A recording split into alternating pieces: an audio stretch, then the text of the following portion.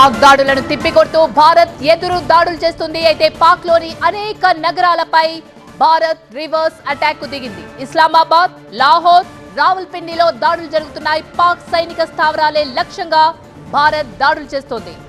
Pak air defence system ను ధ్వంసం చేసింది భారత్. రావల్పిండి క్రికెట్ స్టేడియం పై భారత్ డ్రోన్ దాడి చేసింది. మొత్తం ఇప్పటి వరకు 1600 కోట్ల పాక్ ఆస్తులను భారత్ ధ్వంసం చేసింది. దానికి సంబంధించిన బ్రేకింగ్ చూస్తున్నాం మనం. పరస్పరం దాడులతో పాక్ భారత్ మొత్తం కూడా దద్దరిల్లుతున్న సిచ్యువేషన్ కనిపిస్తుంది. భారత్ పై 15 చోట్ల డ్రోన్ మిసైల్స్ తో పాక్ దాడులకు ప్రయత్నిస్తోంది. పాక్ ప్రయోగాలను గగన తలంలోనే తిప్పికొడుతోంది భారత్. ప్రతి దాడుల విషయాన్ని ధృవీకరించింది భారత్. అయితే లాహోర్లోని ఎయిర్ డిఫెన్స్ సిస్టమ్ ను నిర్వీర్యం చేసింది భారత్. దాడులతో తెగబడుతున్న పాక్ కు బుద్ధి చెప్తోంది భారత్. తొలిసారి S-400 ను ప్రయోగించింది భారత్. దానికి సంబంధించిన విజువల్స్ ని మనం చూస్తున్నాం TV9 స్క్రీన్ పైన.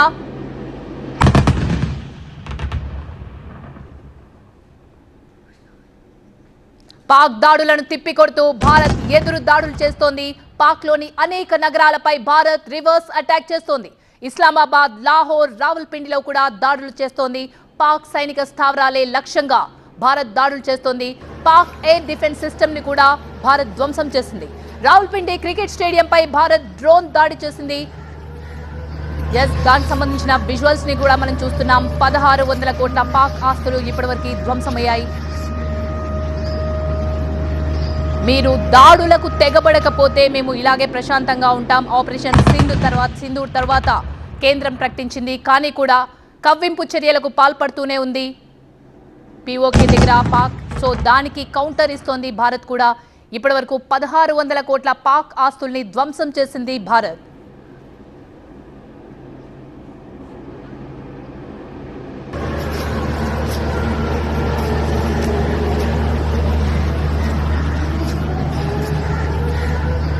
అవంతిపూర్ నుంచి భూజ్ వరకు కూడా 15 చోట్ల దాడులకు యత్నించింది. ఇంటిగ్రేటెడ్ కౌంటర్ చర్యలతో తిప్పికొడుతోంది భారత్. దానికి సంబంధించిన విజువల్స్ ని మనం చూస్తున్నాం. S-400 డిఫెన్స్ సిస్టమ్ ని ప్రయోగించింది భారత్. ఫస్ట్ టైం S-400 ని ప్రయోగించింది. లాహోర్ ఎయిర్ డిఫెన్స్ సిస్టమ్ ను చిత్తు చేసింది భారత్. S-400 పాక్ ప్రయోగించిన దేన్ని కూడా దాన్ని ఈజీగా ఎదుర్కొనే విధంగా తిప్పికొడుతోంది S-400. దాన్ని ప్రయోగించింది ఫస్ట్ టైం భారత్. అవంతిపూర్ నుంచి భుజ్ వరకు 15 చోట్ల దాడులకు యత్నించింది. అయితే ఇంటిగ్రేటెడ్ కౌంటర్ చర్యలతో తిప్పికొడుతోంది భారత్.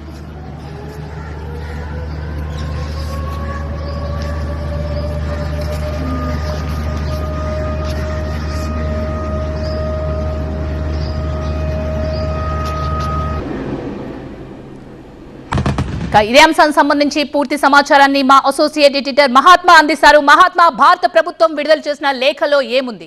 ఒకవైపు భారత ప్రభుత్వం చెప్తుంది, మేము ఒక పర్టికులర్ ఉగ్రవాదుల స్థావరాలపైనే దాడి చేశాం, ఇక ముందు కూడా మీరు వెళ్ళకపోతే బాగుంటుంది అనేది ఒక మెసేజ్ ఇచ్చింది భారత్. అయినా కూడా POK ఎంబడి కవింపు చర్యలకు పాల్పడుతూనే ఉంది.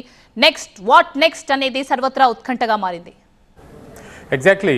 భారత ప్రభుత్వం మొదటి నుంచి చెప్తున్నది తాము ఉగ్రవాదం మీద మాత్రమే పోరాటం చేస్తున్నామని. అయితే పాకిస్తాన్ ఉగ్రవాదం వేరు కాదు, మేము వేరు కాదు అని పదే నిరూపించుకుంటోంది. అందుకనే ఉగ్రవాదం మీద భారత్ చేసిన పోరుకి రిటాలియేషన్గా భారత్ మీద మిసైళ్లను ప్రయోగించింది. ఆ మిసైళ్లను భారత ఎయిర్ డిఫెన్స్ సిస్టమ్ సమర్థవంతంగా గాల్లోనే అడ్డుకుని గాల్లోనే వాటిని ధ్వంసం చేసి భూమి మీద ఏ నష్టం వాటిల్లకుండా సమర్థవంతంగా అడ్డుకుంది. అందులో S-400 సుదర్శన్ చక్ర అన్నది అత్యంత సమర్థవంతంగా పనిచేసింది. పాకిస్తాన్ ప్రయోగించిన అన్ని మిసైళ్లను కూడా మార్గ మధ్యలోనే నిర్వీర్యం చేసేసింది. అదే సమయంలో పాక్ ఇటువంటి కవ్వింపు చర్యలకు పాల్పడినందుకు ఖచ్చితంగా బుద్ధి చెప్పాల్సిన అవసరం ఉంది అని భారత ప్రభుత్వం కూడా భావించింది. అందుకనే భారత్ డ్రోన్లతో ఆ దేశంలోని అనేక నగరాల మీద ఒక్కసారిగా విరుచుకుపడింది. భారత్ ప్రయోగించిన డ్రోన్లు అక్కడ బాంబుల మోత మోగిస్తున్నాయి. కరాచీ, లాహోర్, రావల్పిండి సహా అనేక నగరాలు, పట్టణాలు బాంబుల మోతతో దద్దరిల్లుతున్న వాతావరణం కనిపిస్తుంది. వారి రక్షణ వ్యవస్థలు కూడా దెబ్బతింటున్నాయి. దానికి సంబంధించి అధికారికంగా భారత రక్షణ శాఖ ఒక నోట్ విడుదల చేసింది. ప్రెస్ ఇన్ఫర్మేషన్ బ్యూరో ద్వారా విడుదల చేసిన ఆ నోట్ని మనం ఇక్కడ చూడొచ్చు. Pakistan's bid to escalate negated అంటూ ఇక్కడ అంటే రెస్పాన్స్ బై ఇండియా అంటూ ఇచ్చిన ఈ ప్రెస్ నోట్ని మనం చూస్తేనే అర్థమవుతుంది. ఇక్కడ on the knight of 7th and 8th May అంటే రాత్రి 12 గంటల కంటే ముందు తర్వాత Pakistan attempted to engage a number of military targets in north and western India, including Avantipura, Srinagar, Jammu, Pathankot, Amritsar, Kapurthala, Jalandhar, Ludhiana, Adampur, Bhatinda, Chandigarh ఇలా చూసుకుంటూ పోతే భుజ్ వరకు అంటే మొత్తం పాకిస్తాన్తో సరిహద్దులు ఉత్తరాదిన ఉన్న అవంతిపురా నుంచి మొదలు పెడితే గుజరాత్లో ఉన్న భుజ్ వరకు కూడా సరిహద్దుల వెంట ఉన్న అనేక పట్టణాలను పాకిస్తాన్ టార్గెట్ చేసింది. వాటిని దెబ్బతీయాలి, ఆ పట్టణాల్లో విధ్వంసం సృష్టించాలి అన్న లక్ష్యంతో మిసైళ్లను ప్రయోగించింది. దాన్ని మన భారత ఎయిర్ డిఫెన్స్ సిస్టమ్ సమర్థవంతంగా అడ్డుకుంది అంటూ these were neutralized by the integrated counter US grid and air defence systems.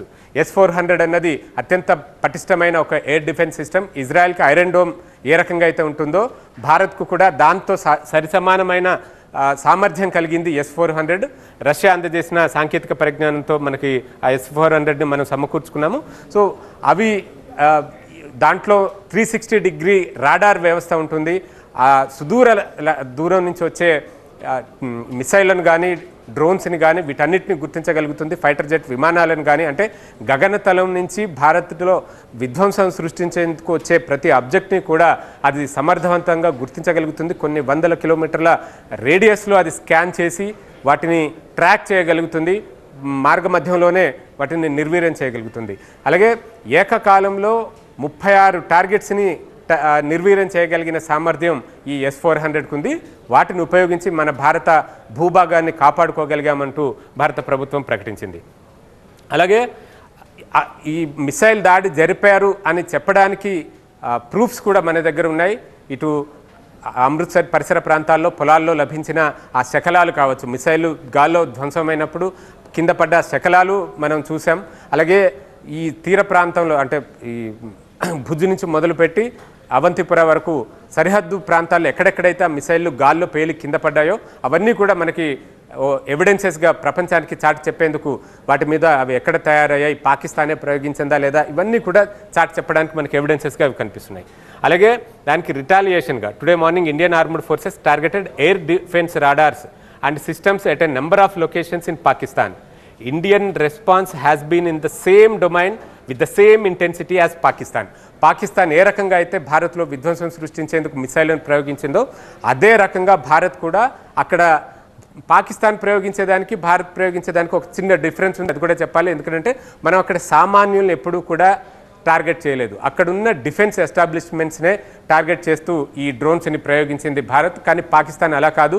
ఇండియాలో ఎక్కడైనా సరే ఇండియన్ డిఫెన్స్ సిస్టమ్స్నే టార్గెట్ చేయొచ్చు, కానీ అవి జనావాసాల మీదకి వచ్చిన సందర్భాలు ఉన్నాయి. మనం పూంచ్ సెక్టార్లోనే చూసుకుంటే వాళ్ళు ప్రయోగించిన స్మాల్ ఆర్మ్స్ కావచ్చు, లేకపోతే ఆర్టిలరీ గన్స్ కావచ్చు, మోర్టార్ షెల్స్ కావచ్చు, ఇవన్నీ అక్కడున్న జనావాసాల మీద పడి అవి ధ్వంసమైపోయాయి. దాదాపు 15 మంది చనిపోయినట్లుగా అధికారికంగా ఇదే ప్రకటనలో పేర్కొన్నారు. అందులో చనిపోయిన వారిలో 16 innocent lives have been lost, including 3 women and 5 children.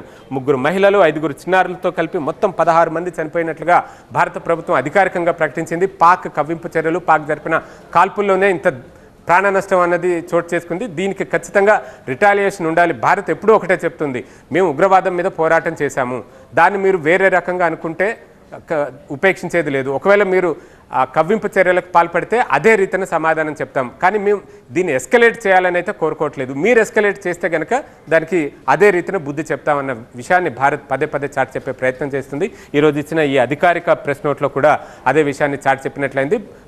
పాకిస్తాన్లో రావల్పిండిలో ఉన్న క్రికెట్ స్టేడియం కావచ్చు, లాహోర్లో వారికి కూడా ఒక ఎయిర్ డిఫెన్స్ సిస్టమ్ ఉంది, అది చైనా ప్రొవైడ్ చేసింది. HQ-9 అన్నది చైనా ప్రొవైడ్ చేసిన ఎయిర్ డిఫెన్స్ సిస్టమ్. దాన్ని భారత్ ప్రయోగించిన డ్రోన్లు వెళ్ళి ధ్వంసం చేశాయి. అంటే ఇప్పుడు లాహోర్ నగరం మీదకి మనం మిసైళ్లు ప్రయోగించినా సరే వాటిని అడ్డుకునే వ్యవస్థ ప్రస్తుతం అక్కడ లేదనే చెప్పుకోవచ్చు. సో ఈ రకంగా ప్రస్తుతం 2 దేశాల మధ్య తీవ్ర ఉద్రిక్త వాతావరణం అయితే కనిపిస్తూ ఉంది. పాకిస్తాన్ ఇంకా దీన్ని ఎస్కలేట్ చేస్తే కనుక భారత్ కూడా అదే స్థాయిలో బదులిచ్చేందుకు సిద్ధంగా ఉంది.